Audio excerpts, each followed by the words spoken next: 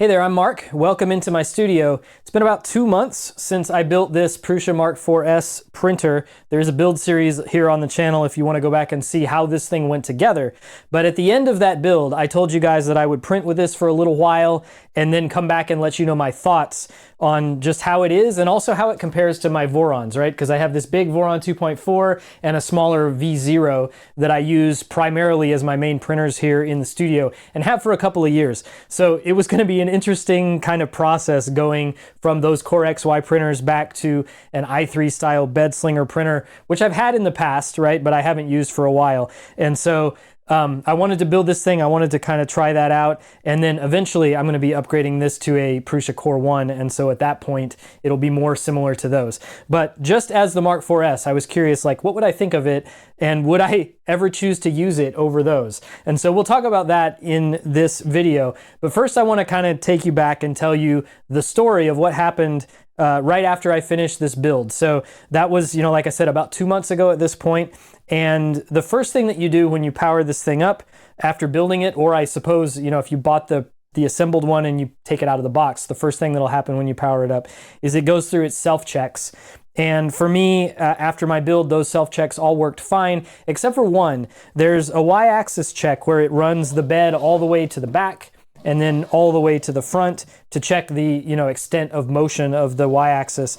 And the way this thing stops is the linear bearings that are underneath the bed just run into the stops at the back and then the front of the bed. And so when you've assembled this thing, if you haven't positioned those just right, it can be slightly off. And so what I found with mine is that the travel of the y-axis was actually 1 or 2 millimeters larger than what the firmware wanted it to be. And so it was failing that self-check. Apparently that's a fairly common issue. I found some other people that had been talking about it online that they had a similar problem.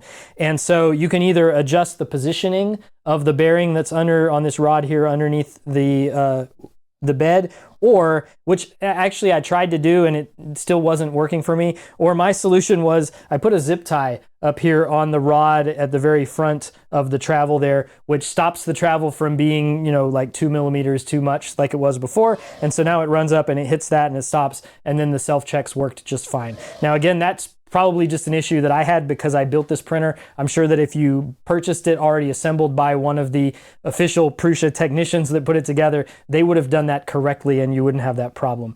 But anyway, once it passed all those self-checks, then it was time to start printing. And so the first thing I printed with the printer was this little keychain tag thing.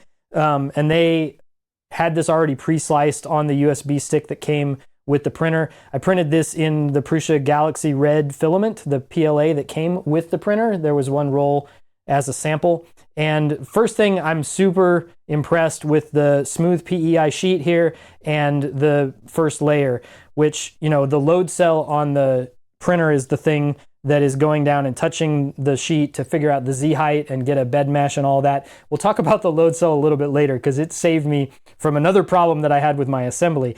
But that thing produces such a good first layer. I think everything I've printed on this thing, whether it's on this smooth PEI sheet or I also have a slightly textured sheet as well that I was using for some PETG and some TPU prints, all of those things, the first layer prints just perfectly pretty much every single time.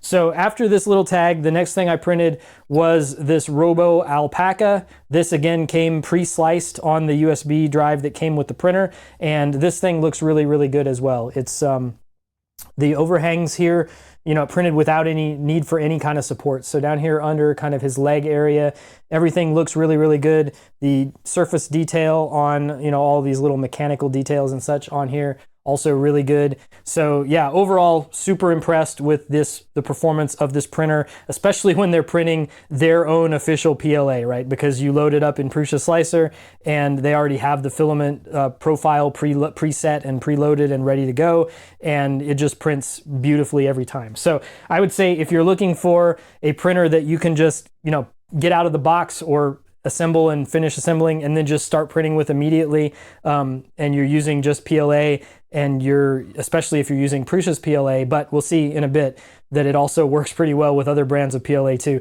without having to fiddle or, calibrate filaments, all that stuff that I normally do in Orca Slicer, which I thought I would miss because the calibration doesn't exist you know, those checks and built-in tests and things don't exist in Prusa Slicer.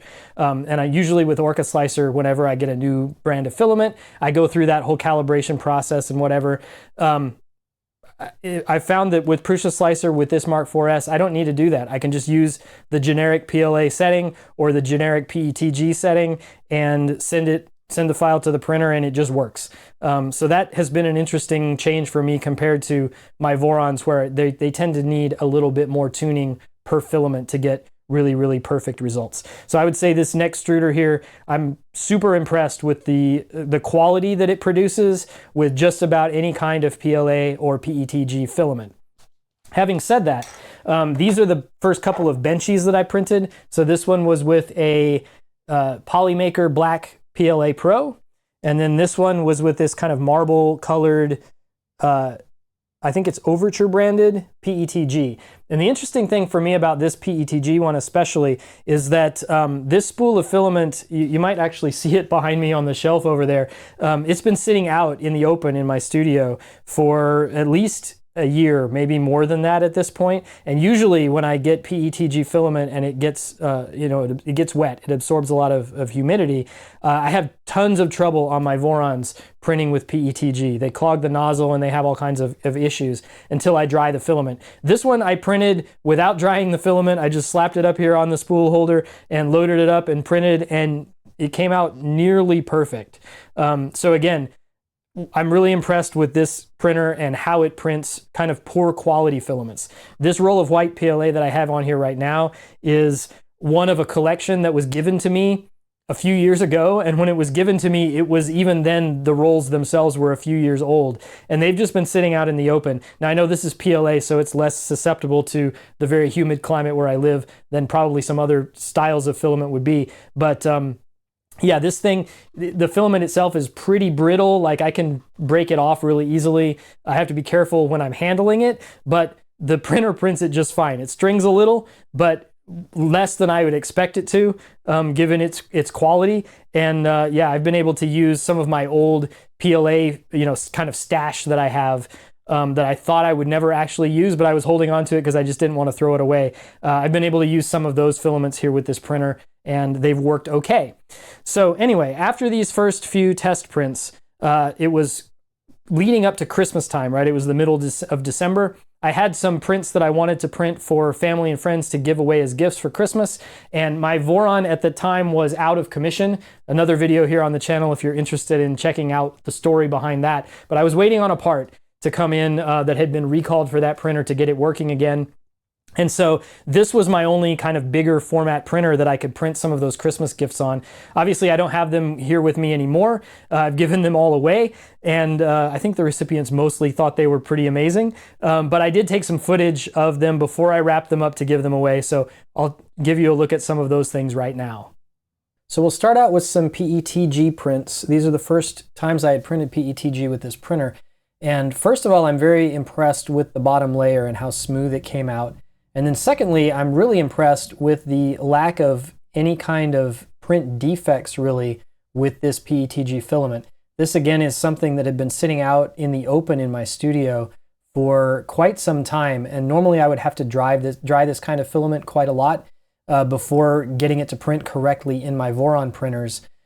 I even pulled in a sample of a print that I had printed on one of my Vorons with that same filament. And you can see here the kind of blobs and surface defects that I had gotten just from the filament clogging up in the nozzle a little bit and then spewing out little blobs as it printed. And I was never able to get this filament to print any better than what you see here with my Voron 2.4. But here on the Prusa, even without drying the filament at all, it came out just really, really nice. And so I was impressed with that. Now that black frame was actually meant to be the container for this little cheese puzzle.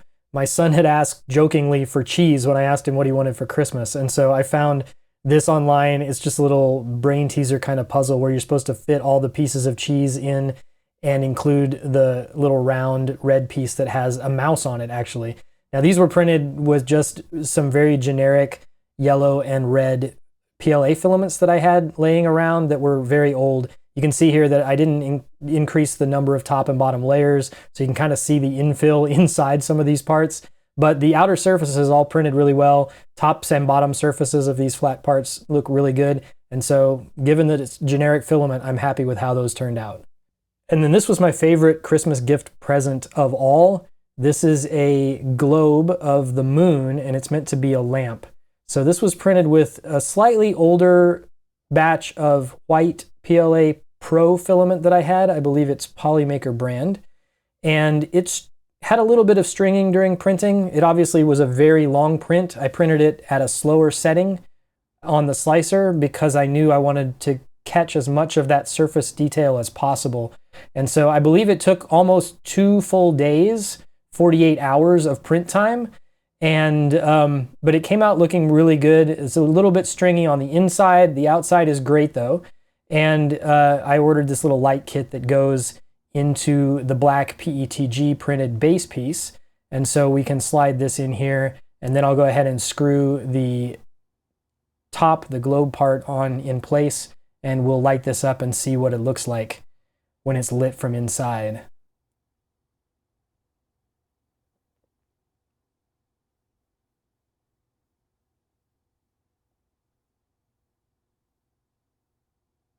And those 3D printed threads, as you screw this in place, printed really, really nicely.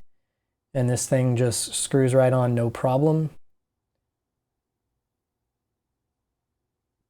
Now we've got it plugged in, and I'm going to go ahead and power it on for the first time. And that's how it looks. The light comes out through that PLA really, really nicely.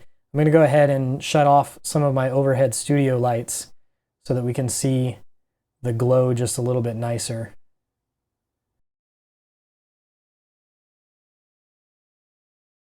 Yeah, there it is. So I'm really, really happy with how this one turned out. And again, using not the best quality PLA filament that I had and not drying it ahead of time. And other than just a little bit of stringing on the inside of the globe, it printed really well. Now this is the only failure that I've had so far at all with this printer. It was meant to be a cat treat dispenser that was a gift from my brother, and it printed great except for this bad axis skip that happened. I had this one printing overnight, so I wasn't watching, and I don't have any camera footage or anything to know what happened, but I did print this a second time, and the second time it printed just fine. So I'm not sure what the issue was there, but it only happened the one time. And the last of the Christmas gifts that I printed with this thing were these series of pots for putting plants into. They were printed in a color changing PLA filament, and they came out great. The bottoms are perfectly smooth and flat, and the pattern looks really nice with the color changing PLA.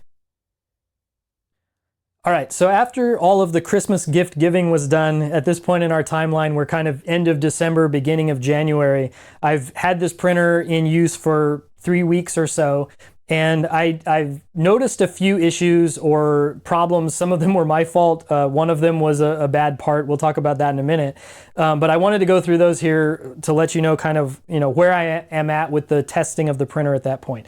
So the first thing that I noticed, which isn't really a problem, just something I noticed, is that at the extensive travel of these rods, so on the x-axis all the way at this end and then all the way back here at this end, and especially on the z-axis at the top and the bottom of the travel, I noticed that there was starting to be a lot of grease building up. And I assume that's because these linear bearings came pre-packed with grease from the factory. It said when we assembled it in the assembly guide, it was like, don't grease these things, they've already come, pre-packed with grease, so just use them. And I assume that over those first few weeks of printing, some excess grease was working its way out and was collecting, at the tops and the bottoms of the rods. So not a problem, just something that happened, with use of the printer over those first few weeks. And I was able to just, wipe those off with a nice soft cloth so that they weren't, the grease wasn't collecting dust and getting back in the bearings. That would have probably been bad. So I cleaned those up, and I have not noticed any more large amounts of buildup. There's still a little bit from time to time. Again, I just clean it off. I assume over time that all of the excess grease will work its way out of the bearings, and I won't have that showing up anymore. Not really an issue, again, just something I noticed. So the second issue at that point that I had was something that was my fault from the build, and the printer had actually been compensating for it the entire time. I hadn't noticed. I had been getting perfect prints, but there was a problem. And the problem made itself pretty obvious one day when I was printing something like this. So this is a part that was situated left to right across the print bed like this as it was printing. And I happened to glance over to the printer and I noticed that as the print head went from the left side to the right side of the bed, the Z-axis was moving up a noticeable amount. Like these lead screws were spinning more than one full rotation as it went from left to right, and then as it went from right back to left, they would go back down again. So obviously the bed was tilted. This side was quite a lot higher than this side. And so I let the print finish. It worked just fine. Everything looks fine. But at that point I decided, well, maybe I should tilt this thing up and take a look. So I looked at kind of straight down the bed here, and what I noticed was that the linear bearings on this side, the little brackets there that hold them in place, I hadn't screwed them down as tightly as I had done on the other side. And so there was an obvious tilt in the bed because this side of the bed wasn't pulled down quite so far. Turns out that it had been that way ever since I built the printer. And like I said, I'd been printing almost a month at this point with it, and everything was fine. The reason for that is that this printer has this load cell here. It's attached to the nozzle. The nozzle actually can go down and touch the bed very, very gently, and it does so at the beginning of each print to figure out Z height, and it also does it in several points around the bed depending on the size of the object that you're printing to, you know, build itself a little bed mesh that it uses to adjust the Z height as needed as it moves around. And so it had actually been compensating for the fact that this side of the bed was literally millimeters higher than the other side, and I had not noticed because it was doing such a good job of just, you know, compensating for that issue. I went ahead and screwed those things down tighter, so the bed is now flat. I feel better about it. The printer still prints just the same as it was before because, again, the load cell was compensating and doing its job. But yeah, that was really interesting to me, and I'm pretty sure that no other printer that I've ever used is that resilient to such a, you know, obvious sort of physical problem with the printer itself, and it was just working fine, no issues, printing away, doing its thing. So that was interesting. And then the third issue that I had with the printer was actually a hardware issue with the printer itself, and it has to do with this little USB drive that came with the printer. So this thing, it looks really cool. It's got this like shiny silver outer shell. It's got the Prusa Research logo on it. You know, normally it fits right in here, and you can use a USB drive like this to manually transfer files back and forth. You can stick this in your computer, put your G-code on it, bring it over, put it in the printer, and, you know, load up a file and send it that way. I had not been doing that. I had been using Prusa Connect, which is their online service with a nice little app that can run on your phone as well, and it's integrated into Prusa Slicer. So I had been just slicing files and sending them over the network to the printer that way. It still uses the USB storage that you have installed there because it needs somewhere to store those files. So the printer's still downloading the file off of the internet over Wi-Fi and then storing it here on the memory stick before it starts to print. So what I found was happening with this particular USB drive that I got with my printer is that it started sometimes downloading the file and then saying the file didn't exist, so it couldn't print it. Sometimes those downloads would fail.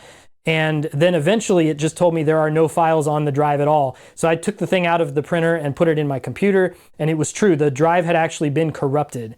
And so I reformatted the drive at that point. I stuck it back in the printer. I continued using it for just a few days, and it started having the same issue again. So I'm pretty sure this is a bad drive, and I think maybe there was a bad batch of these drives because other people online have reported the same issue.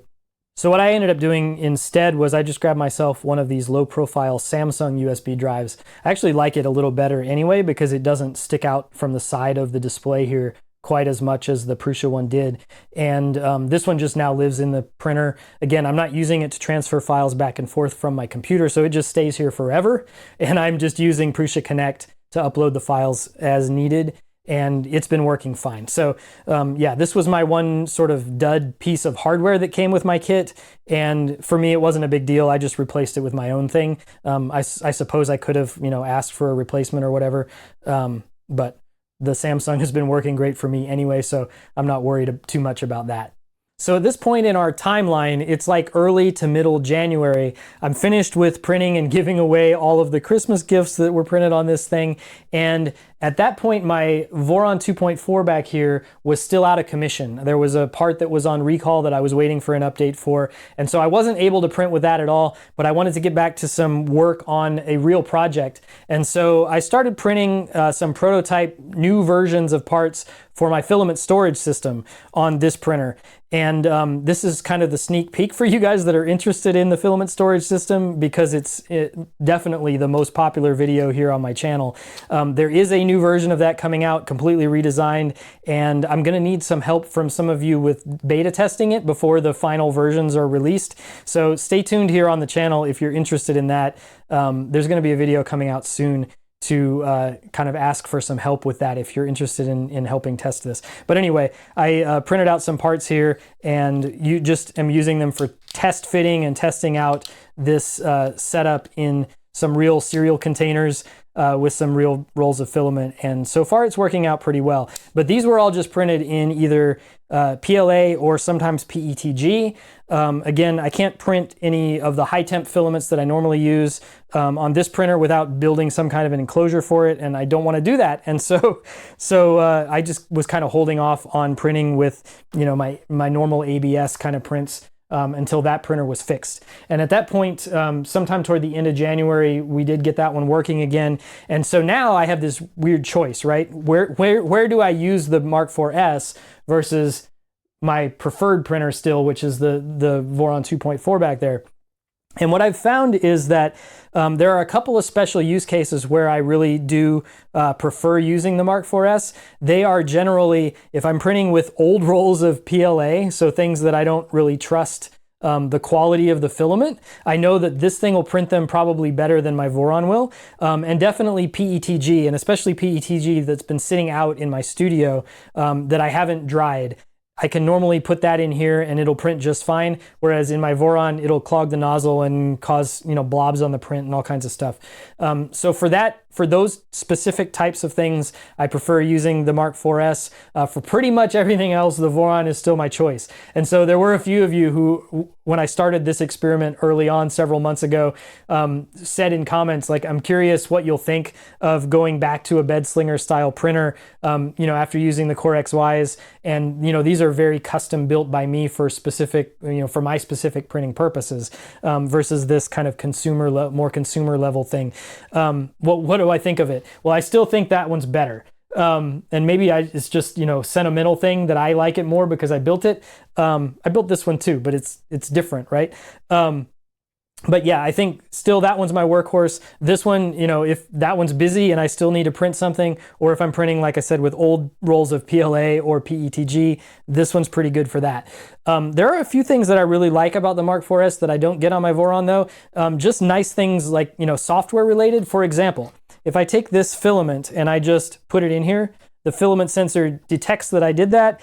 It loads the filament, and then it's going to come up here and ask me, you know, what kind of filament it is. I can say, oh yeah, that's PLA, and it'll heat the nozzle to the right temperature and just go ahead and load that in and be ready to go. I could probably do something like that with the filament sensor and with custom, you know, clipper macros on my Vorons, but they're not quite that nice, right? It's not quite as nice of an experience. You have to say, you know, preheat the nozzle to the right temperature, then load the filament, all that kind of stuff.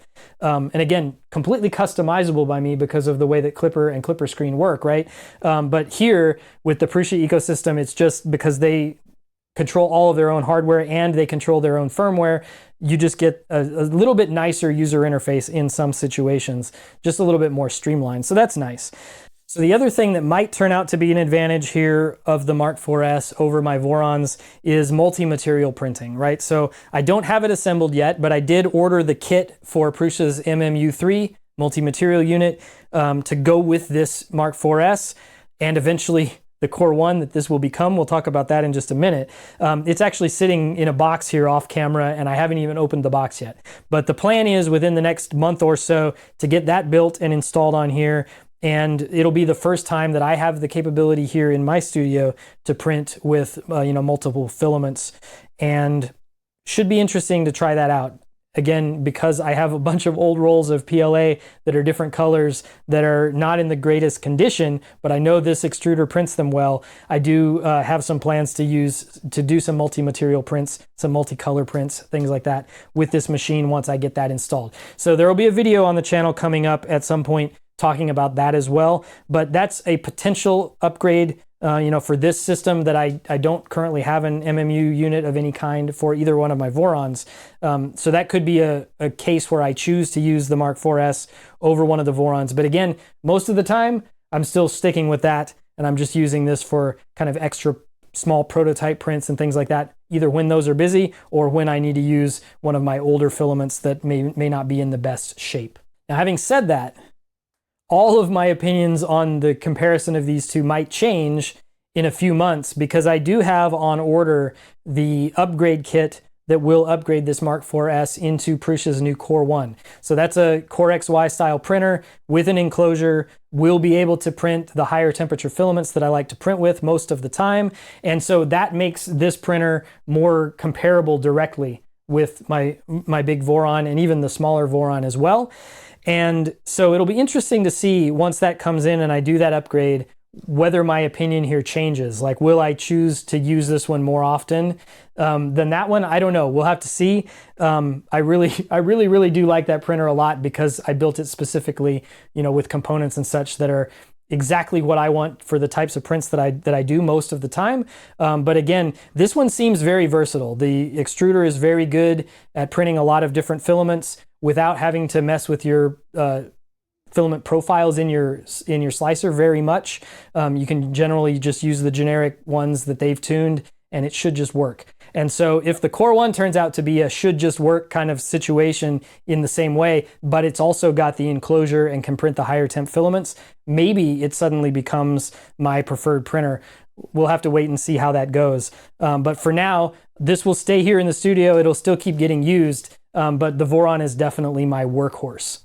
So I think that kind of wraps up my initial thoughts, again, after using this thing for a couple of months. I'm pretty sure that the statistics say that I've printed somewhere between like 10 and 12 days worth of total print time so far on this thing. And so, yeah, I feel like that's enough time for me to have a good opinion. I might have sounded a bit negative comparing it to my Voron. I didn't mean it to sound that way. I think it's a very good printer. I just really like the Voron a lot. So, but anyway, it'll stay in my studio. It'll keep getting used for, small parts, for little prototype things, for when the other printers are busy and I need to print something quickly. So yeah, it definitely still has a space here on the bench, just off camera over on that side is where it's been sitting most of the time. It'll stay there.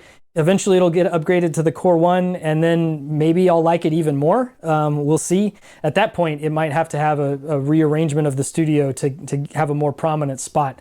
But anyway, I will keep printing with it. If you have questions or comments or thoughts about anything that I've said, or if I've left something out and you want me to try something or test something different with this printer, let me know down in the comments. I am happy to make a follow-up video or talk more about any of this stuff if you guys are interested in that sort of thing. So with that said, yeah, I'm done here. These are my thoughts. They're a bit random, but hopefully it was useful and helpful for you. And again, if you have any questions, leave them down below. I hope you guys have a great day, and I'll see you in the next one.